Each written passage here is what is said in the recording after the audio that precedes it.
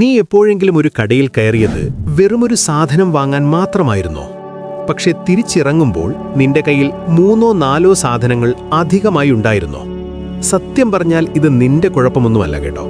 Psychology ഇതിനെ കാണുന്നത് മറ്റൊരു രീതിയിലാണ്.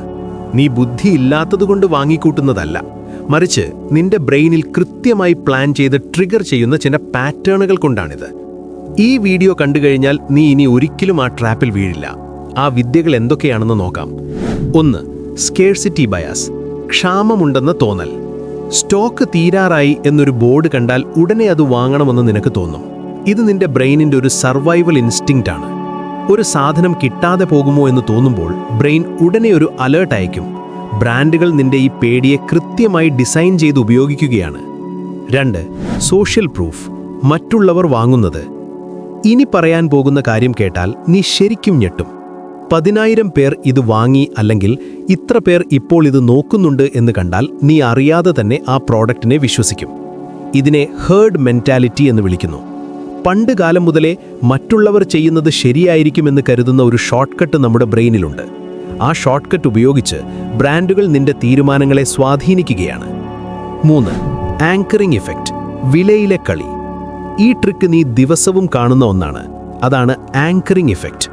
ഒരു സാധനത്തിന് ആദ്യം 2000 രൂപ എന്ന് കാണിക്കും. എന്നിട്ടത് വെട്ടിയിട്ട് 999 രൂപ എന്നെഴുതി ഓഫർ എന്ന് വെക്കും. നിന്റെ ബ്രെയിൻ ആദ്യം കണ്ട ആ വലിയ നമ്പറിൽ ഉടക്കി നിൽക്കും. അതുകൊണ്ട് രണ്ടാമത് കാണുന്ന 999 രൂപ നിനക്ക് വളരെ ചെറുതായി തോന്നും. ഇതൊരു വെറും ഇല്യൂഷൻ മാത്രമാണ്. ആ സാധനത്തിന്റെ യഥാർത്ഥ വില 999 ആണോ എന്ന് പോലും നമുക്കറിയില്ല. 4. ഡോപ്പമീൻ ലൂപ്പ്, സന്തോഷത്തിന്റെ കെണി. ഇതാണ് ഏറ്റവും പവർഫുള്ളായ ട്രിഗർ. ഒരു സാധനം ഓർഡർ ചെയ്യുമ്പോഴോ വാങ്ങുമ്പോഴോ ബ്രെയിനിൽ ഡോപ്പമീൻ എന്നൊരു കെമിക്കൽ റിലീസാകും. ഇതൊരു ഫീൽ ഗുഡ് കെമിക്കലാണ്.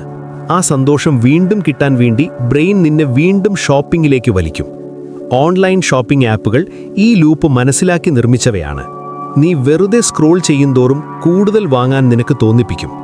അതുകൊണ്ട് ഇനി ഷോപ്പിങ്ങിന് പോകുമ്പോൾ ഈ ട്രിഗറുകൾ ഓർത്തുകൊണ്ട് ഒന്ന് നിന്ന് ചിന്തിക്കുക. ഞാനിതെനിക്ക് വേണ്ടതുകൊണ്ട് വാങ്ങുകയാണോ, അതോ ബ്രെയിൻ ട്രിക്ക് ചെയ്യപ്പെട്ടതുകൊണ്ടോ? ഈ ചോദ്യം ചോദിക്കാൻ പറ്റുന്നുണ്ടെങ്കിൽ നീ ഒരു ബുദ്ധിമാൻ തന്നെയാണ്. നിന്റെ ബ്രെയിനിനെക്കുറിച്ച് ഇത്തരം സൈക്കോളജി രഹസ്യങ്ങൾ ഇനിയും അറിയാൻ ഈ ചാനൽ ഒന്ന് സബ്സ്ക്രൈബ് ചെയ്തേക്ക്. നമുക്കിനിയും സംസാരിക്കാം.